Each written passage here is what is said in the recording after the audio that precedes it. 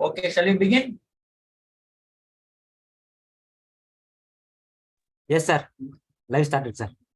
Okay. Hello, good evening, everybody. We are here with the live session for our course poetry. Can everybody hear me?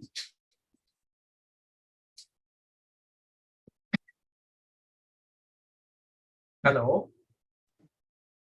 Can everybody hear me? Yes. Okay, thank you. So we'll begin now.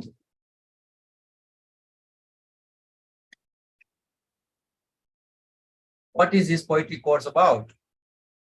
It is a 12-week course considered to be an equivalent to an FDP for faculty members, and it's a rich course for students of literature in colleges and universities and anybody who is interested in learning about poetry. We have course material in the form of videos and text in the particularly in PDF format. As part of this learning program, we have 12 graded assignments, one for each week. Plus, we also have some practice assignments from old assignments. Now, this live session is meant for some clarification from the participants who are doing this course.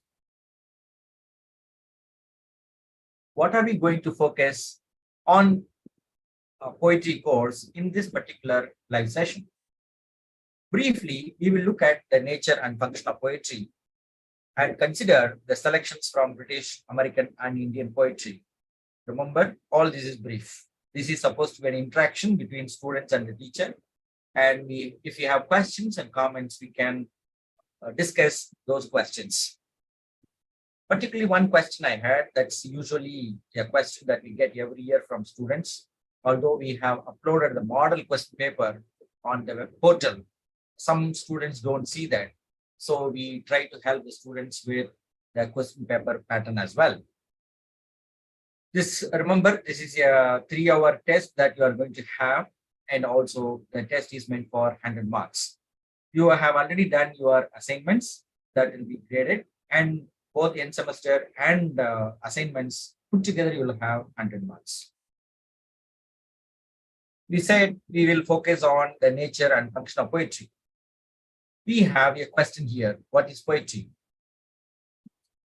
We have to understand that unlike other art forms, poetry is as old as humanity. The moment we began to speak, use a language, we started using poetry, because the moment we started using a word to represent an object in the real world, or to represent an emotion we have in our mind, or to represent an idea, like fraternity, love, freedom, and all that, we use one instrument to talk about another experience or another idea or another fact. So this kind of representation involves some kind of use of metaphor. That's why poetry is fundamentally metaphorical. Not only poetry, any medium that uses language is always figurative in that sense. And what do we try to do? We try to articulate the inexpressible experience, particularly silence. Many poets, after writing so many volumes of poetry, they have suggested that they are trying to write about the silence. And some poets would have gone so far as to say that they wanted to give up poetry and go to painting or music where words are not required. So what we have in our mind in the form of imagination, vision, dream, hope, and all that, all kinds of real or imaginary experience, they cannot be expressed. That's the whole idea. Language cannot really express whatever we have in our mind. What we try to do is to reach an approximate level, some kind of approximation as close as possible to convey our ideas, feelings, thoughts, whatever we have. That's why we have several functions of poetry. What can poetry do? And remember, poetry when we use poetry in this way, we refer to all forms of literature. Poetry is the oldest, so we consider this to be a typical form of literature. A few functions we can identify here as expressive, referential, linguistic, and pragmatic. What does this expressive function do? A poet expresses his or her ideas. That's why it may be an expression of an emotion or an idea, real or unreal. When the author has an opportunity to express or share his or her thoughts, we call it expressive function. And when more emotions gather together and collect themselves in large measure, then they need to find an outlet. And that's where we have this spontaneous overflow of powerful expressions. And these are actually experiences which find powerful expressions. Then the next function is referential. What does it mean? It refers to the word. When we write poetry, when we write about historical incidents, when we write about descriptions of places or descriptions of some imaginary Mount Olympus where gods and goddesses live, we refer to something outside our mind. We refer to something outside the language. That is where we can say refer to the world or reality and things like that. That's why poetry has a referential function. For example, you'll be surprised in the 16th century or late 16th century and early 17th century, we have had poets like Michael Drayton who have written about the history of England in the form of poetry, and historians even today refer to those forms of poetry for understanding the social condition of those periods. Or remember our own Chaucer, Geoffrey Chaucer. If you want to understand the 14th century England, we have to read his poetry. We may not have so many documents about those periods, but we can understand the way of life from a reading of the Canterbury Tales. Next is linguistic. Poetry has a function to explore the nature of language. More and more experiments are done by poets. That's where we have textual function or linguistic function. And poets renew the language. They have a function which others may not have. Everyone, if our language has to become richer, newer, more powerful, more lively, then we need poets to operate with our language. So that's where we have linguistic or textual function of language. And lastly, we have pragmatic function. Whatever a poet writes, objectively or subjectively, referentially or imaginatively, experimentally or traditionally, this poetry will have some impact on the reader. Any reader who reads any kind of poem will feel affected by it.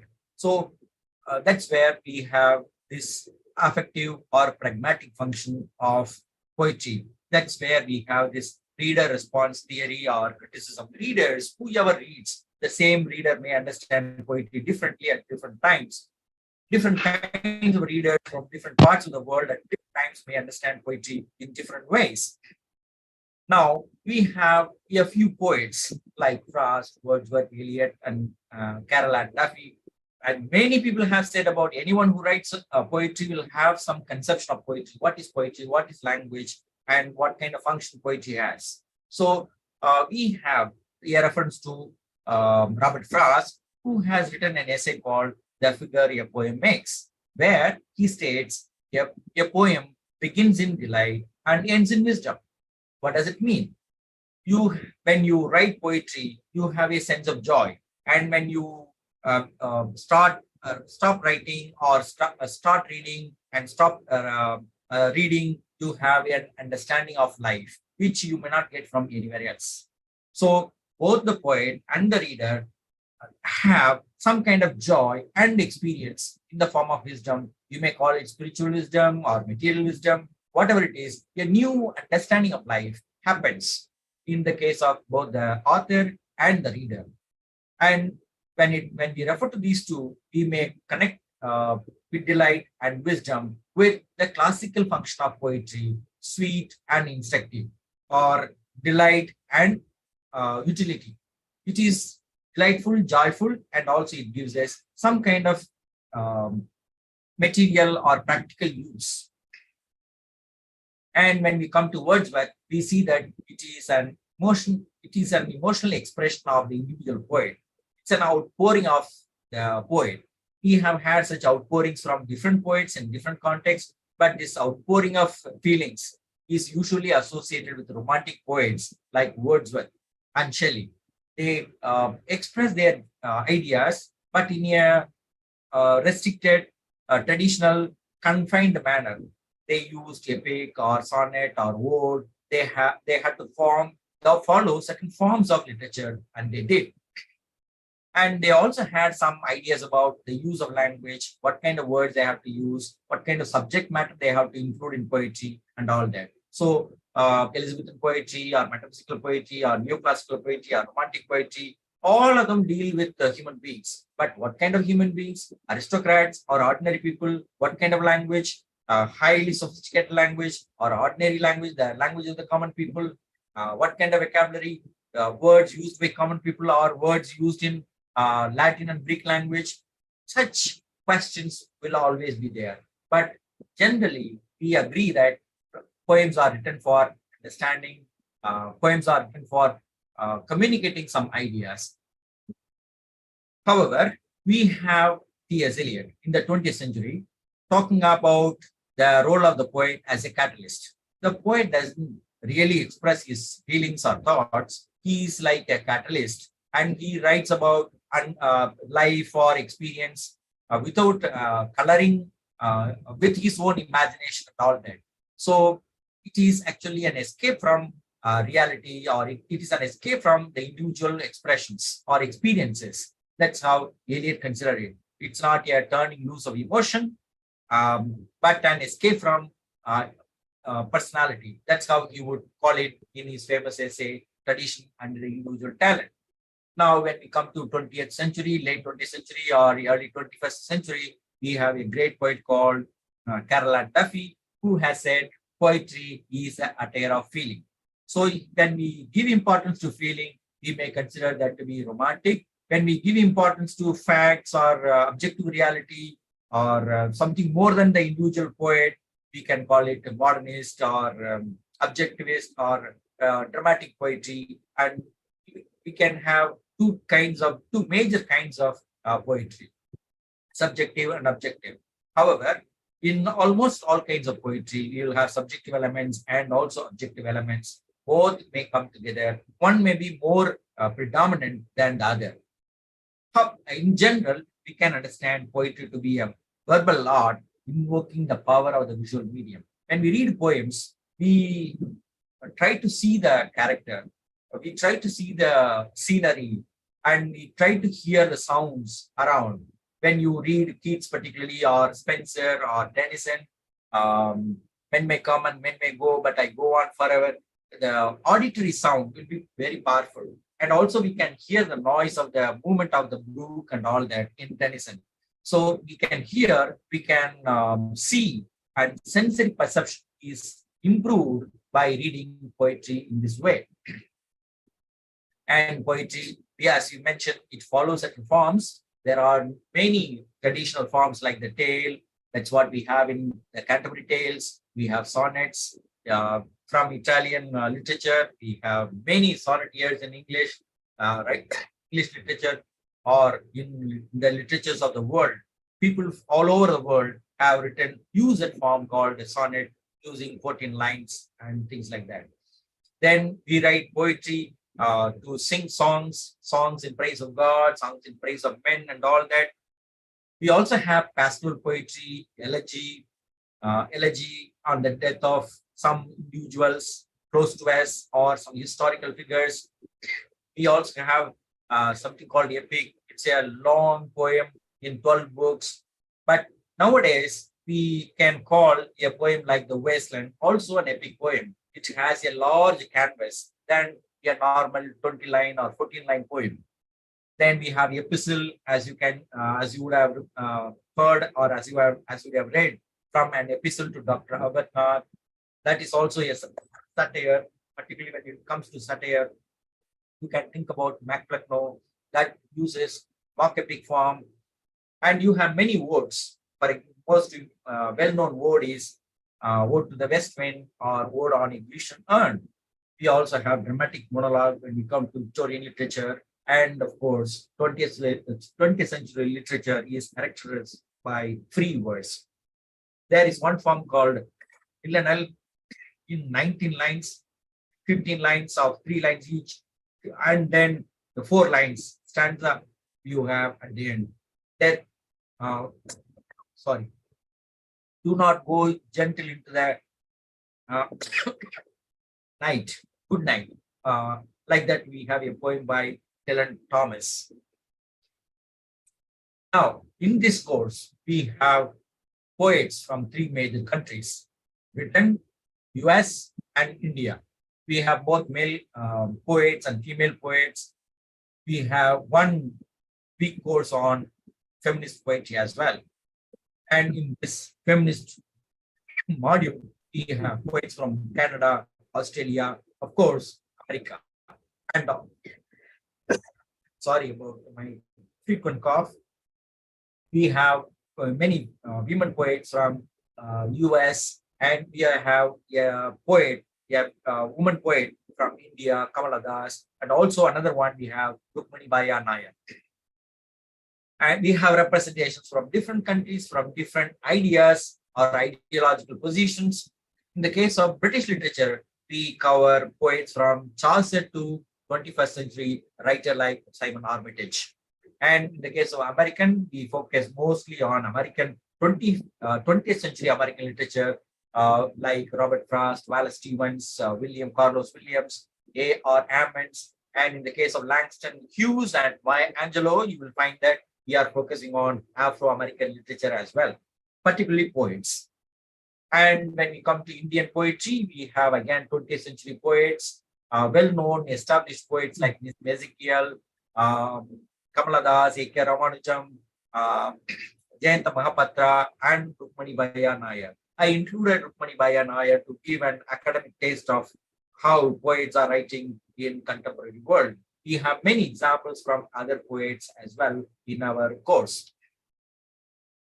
Now, to come to the most important aspect of our discussion today, there was one candidate, learner called, I think she is also attending this program, Meenakshi Mathur. She has asked a question about the question paper pattern. Here it is. Totally, we have 100 marks. There are 4 sections in the question paper. We have, please remember, there is an entire model question paper for 100 marks on the web portal. Please check that and see the actual question paper model. What the model that you will see on your computer when you take the test on the semester exam day. There are 4 sections. The first section has 10 questions. This is in the form of true or false type. Each one will carry 2 marks. This is again based on the weekly assignments that you have done already. True or false is the first section. Second one is MCQ. Here you will have 15 questions. So each one will carry 2 marks. Similarly, the third section, you have 15 questions, and here you have multiple selection questions. That means you have to answer more than, you have to choose more than one option. It may be 2, it may be 3, it may be 4, sometimes it may be 5, 6 also, but generally we have 2, 3, 4, like that you may have. So it depends on the question, and you have to read the question carefully and decide, are there 2 answers or 3 answers or 4 answers. Unless you have read the materials carefully, you will not be able to choose all the options correctly. The last one is descriptive type. For that, I will receive your answers on my computer. I will read your written description and then give marks manually. For all the first 3 sections, computer will evaluate because it is computer graded. But the last section alone, that will come to me for evaluation. I will read your answers and give marks, and then these will be added to your computer generated marks. So first section has 20 marks, second section has 30, and the third one 30, and the last one 20 marks. why you, some of you may wonder, why do we have a descriptive type of question in this course? In other courses, you may not have. The reason is when you read poetry, whether you have really understood poetry instead of ticking, choosing, and all that, whether you have really understood poetry, whether you have really understood the method of reading poetry, the approach that we have developed in this, like thematic contrast, poetic devices, rhyme, rhythm, meter, and overall impression, whether you are able to get an idea of this, whether you have been able to train yourself in approaching poetry through this particular method, that will be tested in the last section, section 4, that is descriptive type. You will have 4 poems, and each one will carry 5 marks. And the poem will be very short, 10 lines, 12 lines, maximum 14, 15 lines, not more than that. Because you have to read the poem on the screen and also type your answer using your keyboard. So some of the students having, or some of the learners having difficulty typing may find it challenging. But then these days, everyone is using mobile phones. They have to type and all that. Even with your single finger, you can really type the answer. Very brief answer, just about 150 words. It need not be exactly 150. It can be 140, 120. What matters is whether you are able to follow this method. First, identify the theme. Next, identify the poetic devices and connect the devices with the theme, how these devices are enabling or helpful to understand the theme, and then the rhyme, rhythm, meter. If there is no rhyme, rhythm, meter, it will be a free verse poem. So you can identify if it is a free verse poem, it will have a thematic interest in such a manner. So you have to identify in that way and then give what does the whole poem mean to you in general, overall, what is the overall impression that you can form. And that's a method that we have adopted throughout the course. All of you would have seen that. And that's a self-training I gave to myself. In our regular courses, teachers in our classes will not adopt such a method because every day they will have a different mood, a different mind, a different kind of idea to experiment. But in this course, for the sake of learners from all over the country and from some students from other countries also, we needed to, or at least I thought I must give a training to myself by using this kind of method. And I have immensely benefited from it. And I hope every one of you could have been benefited by doing this course. Now, how do you write your descriptive answer? I have already explained to you. So here, to give you an idea, exactly you will find this question on your screen. Write here critical appreciation of the given passage using the method of the thematic contrast, poetic devices, rhyme, rhythm, and meter, and overall impression. As we said earlier, a short extract or a short poem will be given. You have to read the poem very carefully and then identify the theme. Further, you have to examine and mention these poetic devices. What kind of poetic devices? Throughout the course, you would have come across these names like metaphor, simile, personification, transferred epithet, paradox, oxymoron, anaphora, antistrophe, or epistrophe, refrain, chiasmus, alliteration, consonants, assonance, onomatopoeia, polysyndeton, asyndeton, rhetorical question, parallelism, antithesis. There are so many. At least 2 dozens of poetic devices you would have repeatedly come across in this poem. Even for example, irony, epigram, epigraph, all these things you would have come across. So you have to identify in every poem at least a couple of poetic devices. You can find simile or metaphor or something like that. You'll find you can easily locate and then write about that, and how these poetic devices are related to the theme. Also, you have to mention and then identify the rhyme scheme. If you have end rhyme, you can say A, B, C, D, like that. You can use that marker, A, B, or A, B, A, C, like that. We have a system. We have explained this in our course. You would have, I hope you remember it and mark it. Sometimes within the same line will have internal rhyme. 2 words will have similar ideas, a similar sound, and then sometimes you'll find they look like rhyme, but they are not rhyme. That's why half rhyme or partial rhyme will have. Then you can, to identify the meter, you have to count the number of syllables in each line and then identify the number of feet in every line. Identify iambic or pentameter or tetrameter. or Trotsky and all that. Mostly our English literature, poems in English literature have this iambic pentameter. That is the normal pattern that you'll find.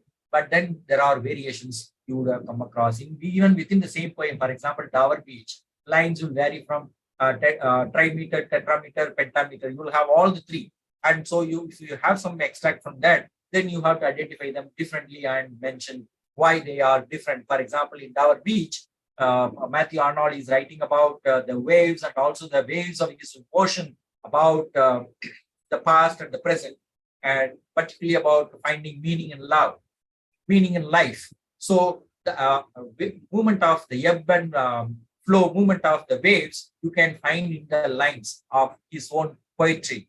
And finally, you have to give an overall impression. What you just feel about the poem, you have to give. So now let's have an example. For example, here is a short poem which I used last year as well. Just about 8 lines you have. It's a complete poem by itself. Normally, you will not find the author's name. Who wrote the poem? You will not have any idea. The name of the author will be not given. So you don't have to worry about the name of the author, because once we say that this is a poem by William Shakespeare, you will write about the poem in glowing words. Whether that is really good or not, you will remember our A. Richards experiment, practical criticism in Cambridge University in the early 20th century. You will find that when we have a preconceived notion, Robert Frost is a great poet, so whatever he writes is great. That kind of idea we should not have. Without knowing the name of the poet, if you are able to use your knowledge of whatever skills you have developed through reading this course or doing this course, you should be able to identify the theme. Any poem for that matter, whether it's a good poem or bad poem, doesn't matter. You should be able to identify a theme. How do you identify the theme? Remember, thematic contrast, always there will be some kind of two ideas. They may be present or they may be absent. When you talk about one, another will always be present, in actually present or actually absent, but you can't avoid this presence and absence of two different ideas, two opposite ideas within the same context. Sometimes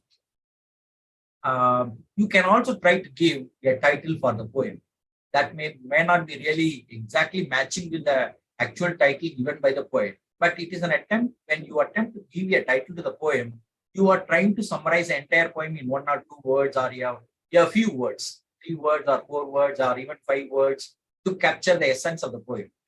Then you identify the poetic devices, which are some devices may be more predominant than others.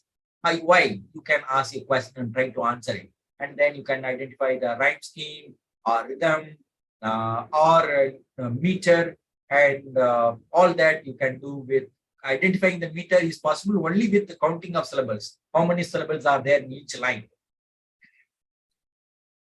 So here you have the analysis of the poem. So what is the theme? You have nature, you have permanence, impermanence, and all that. So you have some kind of explanation of the whole poem on the other side. Golden, brown, pale, bright, dead, about nature, the changing of colors. And what is the idea of the poem? It talks about a plant, a leaf, a flower, and change from one level to another level. Then when it comes to Eden, you see, it has a reference to Garden of Eden, Bible, Adam and Eve. Then remember paradise, we have paradise, we also have paradise lost. When we lose the paradise, we have grief. So when we talk about grief, that means there was also happiness, or there is going to be happiness after this grief. Again, the change of time from dawn to dusk or from day to night. And from this, we understand particularly from the last line, you can see nothing gold can stay. And the idea is nothing remains the same forever. Everything keeps changing. That is another way of saying it. Then what is the theme of the poem? It is about the transience of life, mutability. Life keeps changing. And remember, in poetry or in literature in general, we use some symbols. Here in this case, nature, gold, and all that you can see is used as a kind of symbolic meaning. That is where one is represented in terms of another. That is where we have this metaphorical language. Now, we have all these ideas put together in one slide. What is the thematic contrast? There is man and nature, there is time and passing time and eternity, infinite time. And then we have change and changelessness, mutability or immutability. We have day and night, paradise, and opposite of paradise is hell. That is where you have suffering. So because of suffering, we have grief. And then happiness and grief, specifically, we have mentioned them separately. Then we have poetic devices like metaphor of green as gold, allusion is one another device, or what we understand today as intertextuality refers to other texts, in this case, Bible. Then we have epigrammatic sentence or aphorism, when one whole idea is captured in one sentence, like nothing gold can stay, that is considered to be epigrammatic or aphoristic. Then we have alliteration, where we have same sounds, particularly consonant sounds, beginning at the beginning each word, like green, gold, her, hardest, hue, to hold. You can see H, that is repeated 1, 2, 3, 4 times, that is repeated. That is more alliterative. So then we have dawn, down, where that is another example of alliteration. And then one more, we have assonance, only so goes, only, so goes. O sound is repeated. That is a vowel sound that is repeated. When a vowel sound is repeated like this, that is assonance. When a consonant sound is repeated at the beginning of every word, that is alliteration. When the consonant letter at the end or at the middle is repeated, that is assonance. Sorry, consonants. We have such differentiation from between figures of speech. Then end rhyme, we have gold and hold. That's a good example of the end rhyme here. Then leaf and grief, that is again a good example. Day and stay is also a good one. But in the case of flower and hour, it looks good one. But then remember, masculine rhyme, feminine rhyme, we have in this case gold and hold is a masculine rhyme, whereas flower and hour is a feminine rhyme. Because more than one syllable when we have it, then that becomes a feminine rhyme. For example, flower has 2 syllables. So that is an example of hour has only 1, but even whenever we have, even if one word has 2 syllables, then that will become feminine rhyme. So within the poem, we have internal rhyme. Within the same line, leaf and leaf, that is repeated. You can see, or within the, it's not exactly within the same line here, but it is within the same poem. It is from the 3rd line to the 5th line, you have leaf and leaf being repeated. So that you can call internal rhyme. Sometimes it may be within the same line. That is also possible. Then half rhyme, that is partial rhyme. Down, down, we have in line number 7. What is the rhythm of this particular poem? Here we have Rocky, Spundy, I am, within the same line. Please remember, nature's first green is gold. So if it is like this, then when you have so many rhythms, how do you say it is iambic? That's where you have to identify or analyze every line and find which is more dominant. We can say that iambic is a dominant rhythm of this poem, or trochee is a dominant rhythm of this poem. So nature's, why do we call it trochee? Because nature first letter gets stress. In the case of first and green, first let these 2 words, individual words, only 1 syllable each word, first, green. So both are stressed. That's why it is pondy. And is gold, is proper I am, because first one is not stressed, is not stressed, whereas gold, ga is stressed. So all 3 examples you have within the same line. Whereas in the next line, you have her hardest hue to hold, all are iambic. So you have to understand things like this and help yourself to identify rhythm, iambic, spondy, or trochee, like that you have to identify. And then in the case of meter, it is a trimeter, nature's 1 meter or 1 foot, first green, another foot, is gold, 3rd foot. So when you have 3 feet like this, that is trimeter. So in iambic, if you have like this, then iambic trimeter. That's how we identify the meter and the rhythm of this poem. Overall, this poem is a nature poem about the transience of life Though it is about nature, it also tells us about the transience of human life. Man is also part, or human beings are also part of nature. Nature keeps on changing. Life keeps on changing with the seasons. As seasons change, we also change in our life. So that is this poem we have not given in our course. This is a poem from an unknown source, anonymous poem, you are unfamiliar poem, you can say. Whereas in the case of second one, some poems, some extracts may be from the course that you have studied. For example, here is an extract from Yeats's poem, The Second Coming. Just about 8 lines we have here, the first part. So you can read the poem. You have already read this poem, so I'm not spending too much time on it. And this is what you would have seen in our course. You can read all the poems, and then you could see the analysis here. You should, when you write your answer in your computer, please don't write like this in the form of some point like this. Write in essence. The theme of the poem is disorder and order. Like that, please write the whole sentence and then connect one theme with another, and then connect the theme with poetic devices, and then, if possible, connect the theme, poetic devices with the rhyme, rhythm, and meter, and all these three, then you will sum up in the overall impression. So you should understand the way in which we expect you to write the answers in your end semester examination. Please remember, this is one way of approaching poetry. There may be others, they may like to approach poetry in different ways, but normally I referred to several books on approaching poetry, and I found that in majority of poems or books on poetry, I found whenever we read a poem, we look for the theme, we look for the poetic devices and rhyme, rhythm, meter. Only then our reading of poetry will be complete. So I have followed this method, and I hope you will also follow this method and write your answer.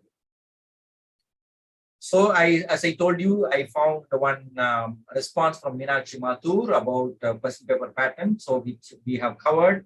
There was one response from Aruna. She did not write any question or comment, so I did not give any explanation for that. If there is any question from the participants who are attending this program now live, please ask your questions.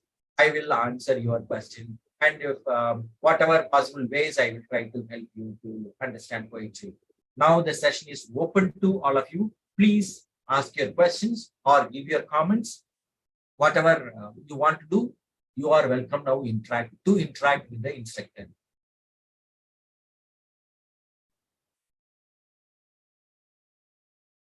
I found one in chat. Somebody has written thank you. That is Meenakshi. I too like to thank Meenakshi for this question. Anybody else? You can send your message as well. If you are unable to speak, please write in the chat box so that I can read it and answer your question.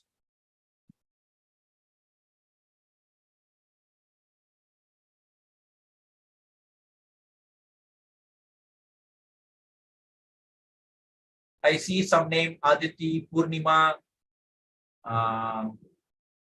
There is some name, Purmi. Anyone can ask questions or give comments. If you have had any difficulty in doing the course, you can tell me. There are some. Let me see. Just hold on. Russell Khan, Safiullah Ahmed. There is one Vivo that name is not there. Anurag Kumar. So these are the names I could read from here. So anybody can ask any question. Yes, please. I heard some voice.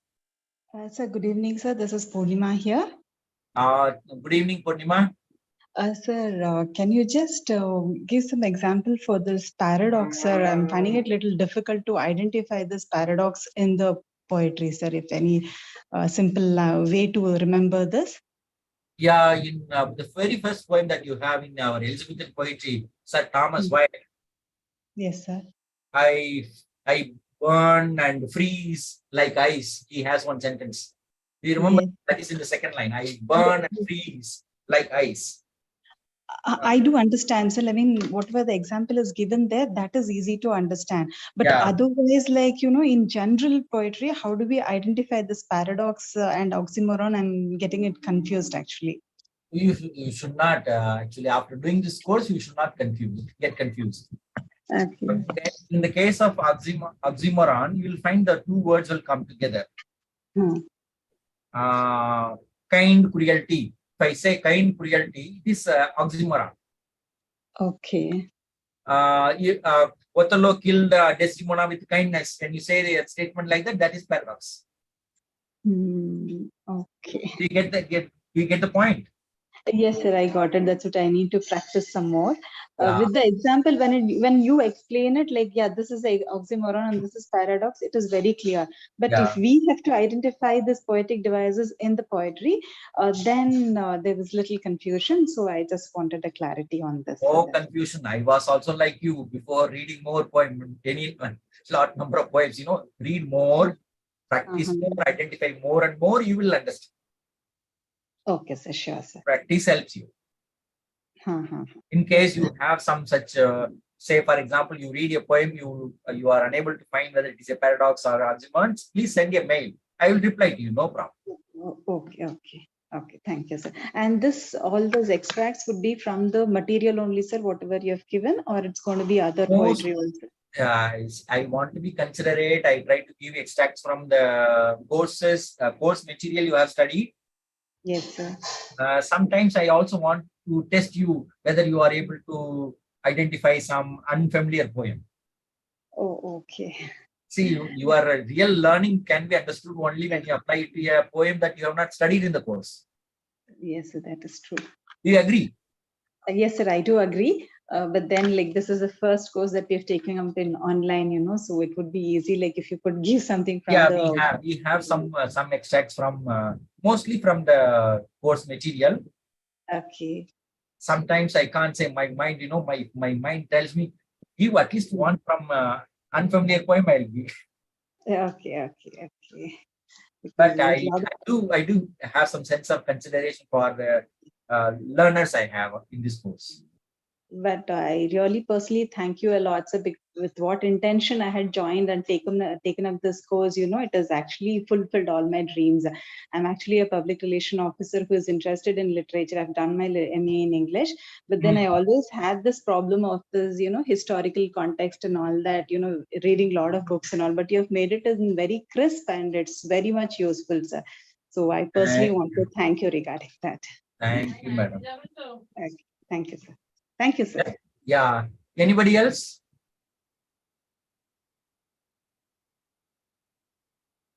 Anybody else who wants to say something, Aditi? A very good evening, sir. Good evening, Aditi. Sir, I have a question. How Please. metaphysical poetry is different from Puritan poetry? How different? How metaphysical poetry is different from Puritan poetry? Okay. Metaphysical poetry and Puritan poetry. Yeah, metaphysical poetry is freer, Catholic, more broader, whereas Puritan poetry it doesn't allow you to think about topics from other areas except Christianity, Bible, and all that. More moralistic, more didactic, more Bible oriented, instructive. People should follow it. And in the case of metaphysical poetry, it is a description of pure joy or individualistic. Please remember, Donne marvel when they write about the flea or the canonization or to his sky mistress. They deal with more personal emotions. You see, in the case of Puritan poetry, for example, take the case of Milton. He's that will be more restrained, that will be confined to some kind of moral ideas. Is that clear? Do you understand the difference between the two now? Yes, sir. Yes, sir. Okay. And also in terms of experimentation, Puritan poets will not experiment with line forms, poetic lines. They will follow the traditional path. In the case of metaphysical poetry, also you have some religious poetry. There also you have In metaphysical poetry also, you have religious poetry and secular poetry. Puritan poetry is mostly religious. In metaphysical poetry, you have religious poetry and also secular poetry. In the case of John Donne, same poet writes about God. He also writes about personal love. You understand? Yes, sir. So metaphysical has two different meanings. Metaphysical really about philosophical issues discussed in the Bible or in philosophy. That is one. Another is metaphysical as Dr. Samuel Johnson understood, bringing in ideas from two different worlds violently together. Is that right? Yes, sir. Okay, good. Any other question, comment from anybody else or from Aditi?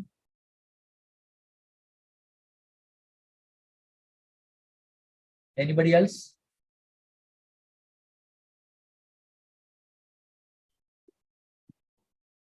So I'm so glad. Thank you so much for joining.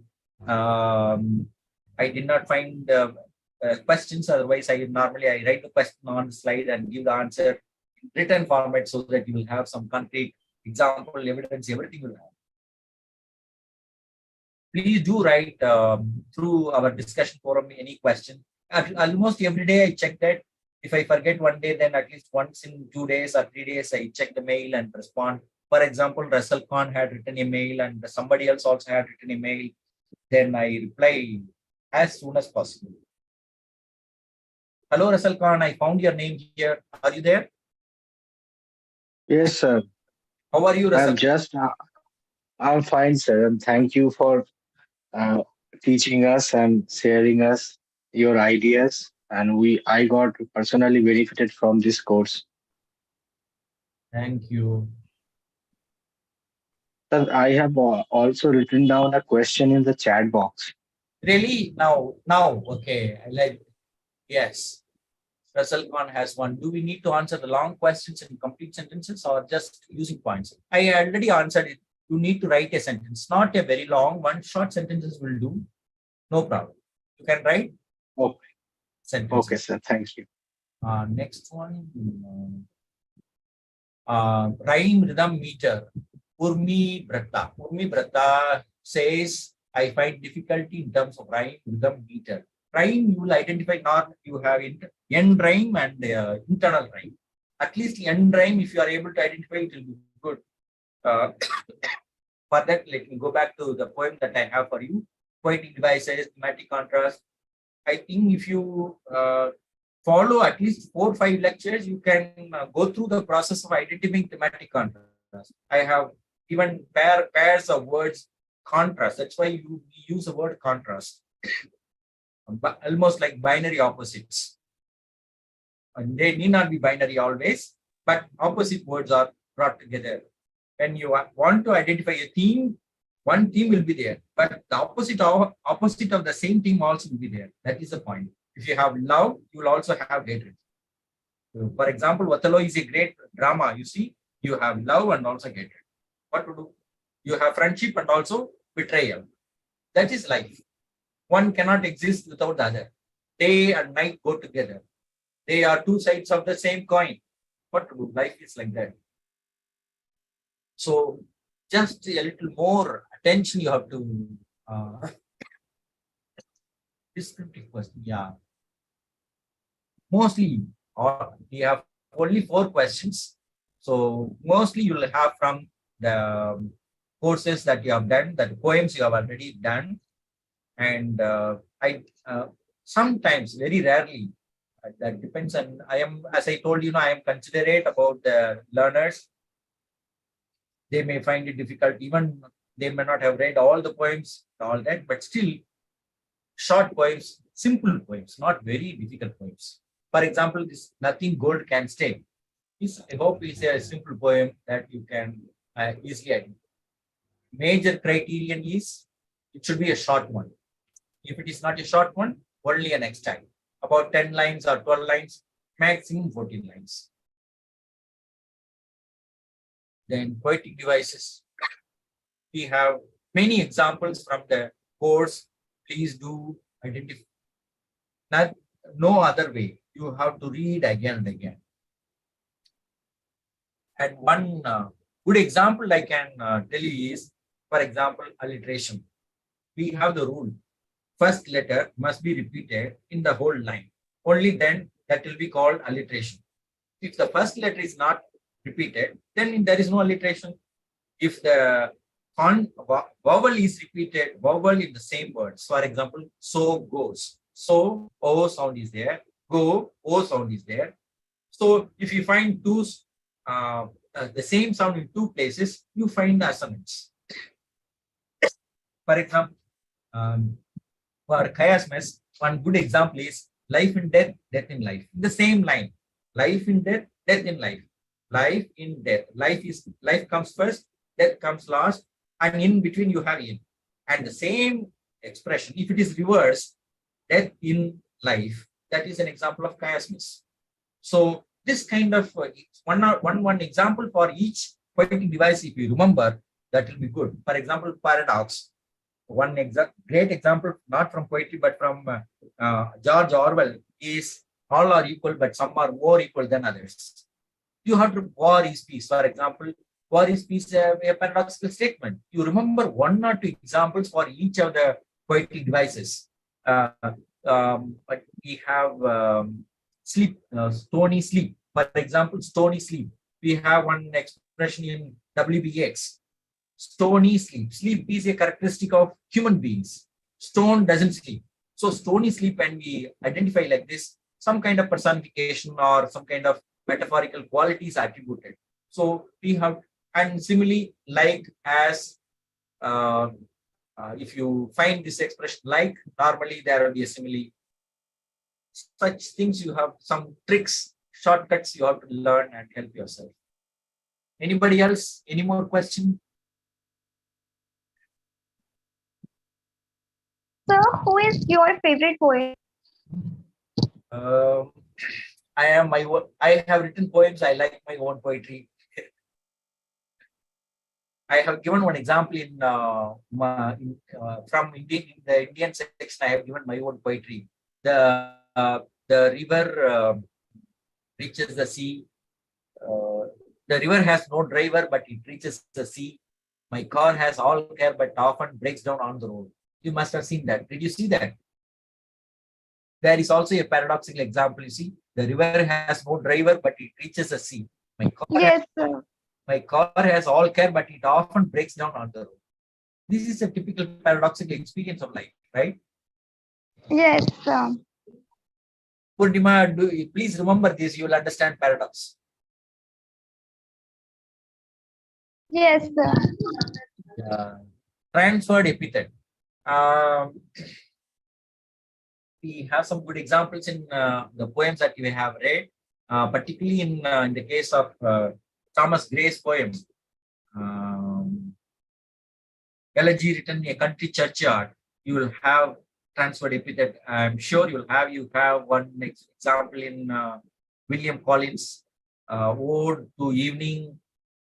When human emotion is referred to a natural object, the trees wept for me, like that. That kind of trees wept for me. Trees can't weep, you see. That personification you have. In the case of, for example, transferred epithet, personification is there, but then two words will come together, like stony sleep or sleepy tree. When you attribute human quality to something else, what you will find that kind of transferred epithet. What belongs to one, you add. Yes, please. Did Aditi say something? Okay. Anybody else? Best way to understand and help yourself is to remember one or two examples. So as I told you, remember one or two examples for each of them.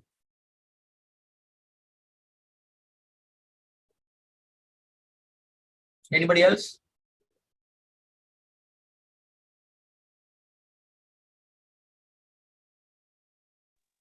So, Sir, In which Yes, language? yes. Sorry. In which language do you like reading books? Storybooks. Yeah, any book. Any Any book. I Yeah. I have been living my life with English all these years. Even I did not spend so much time for my own mother tongue. So naturally, I have developed a liking for English.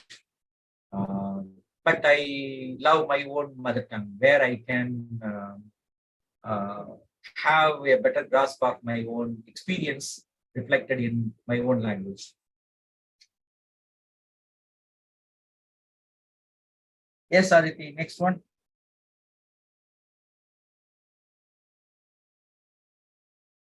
Here, language doesn't matter. What matters is which language is close to your experience. Yes. Yes. That's true. And also, some kinds of experience are closer to me in English than in my mother tongue. That is a cultural experience. Whatever I have here in Madras or Chennai, if I have it in my own mother tongue in Tamil, that would be better for me. But if I have to understand something about Europe or America, it would be better to have it in English, originally written by English authors, rather than that is translated into Tamil. You understand? Yes. Next, please. If there are no more questions, can we wind up the session today? Is there some more? Oh, here you have given a poem. Yeah, they too aware of sun and air and water are fed by peaceful harvest. Here you have peaceful harvest, peaceful harvest. Harvest can be, peace is connected with the human beings. That is attributed to harvest. In the case of transferred epithet, you will come across these two together, like oxymoron. By wars long, winter starved. Oh, here starved is an epithet. Winter starved. Yeah. However, it doesn't describe the winter as being, yeah. Historically, wars are fought in winter. Okay.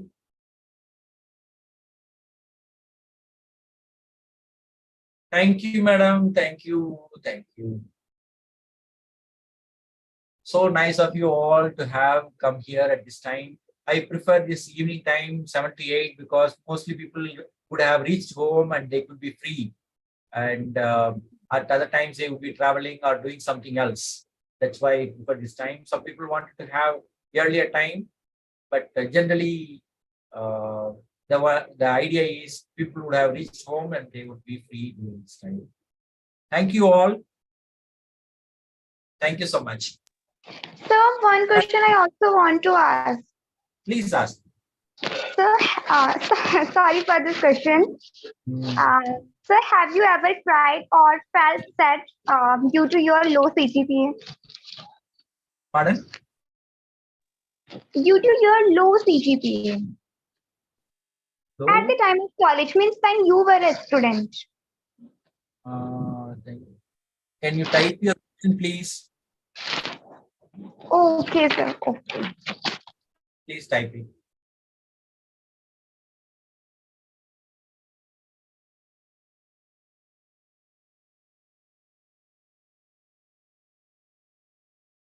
When I don't understand, I must ask you. Are you typing? Aditi? Yes, I'm typing. Please type.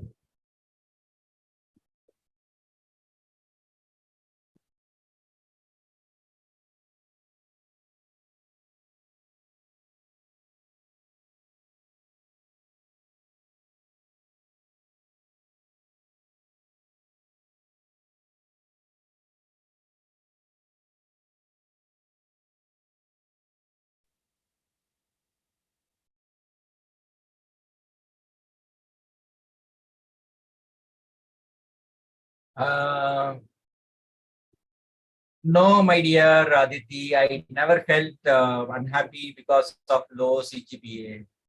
because I believe there is a great statement in Bible, man does not live by bread alone.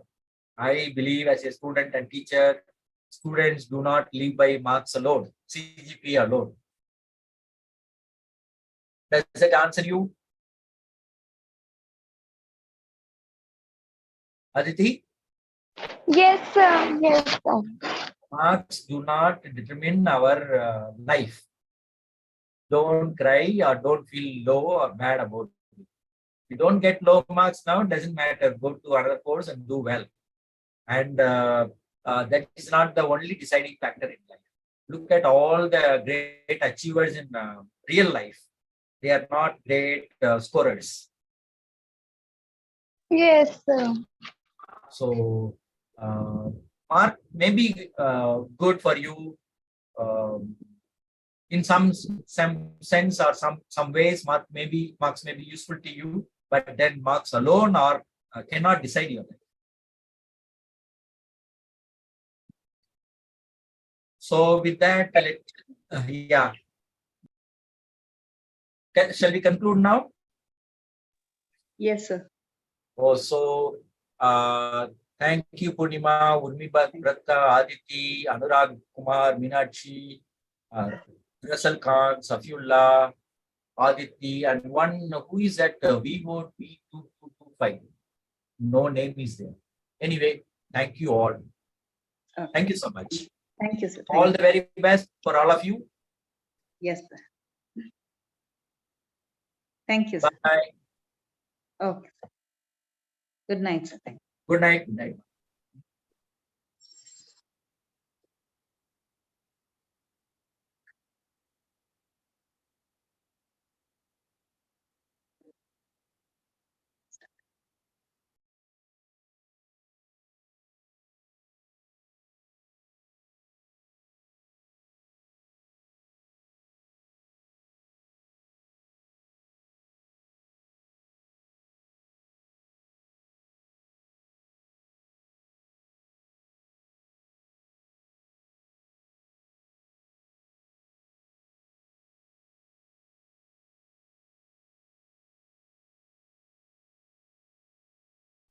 Sir, I'll end the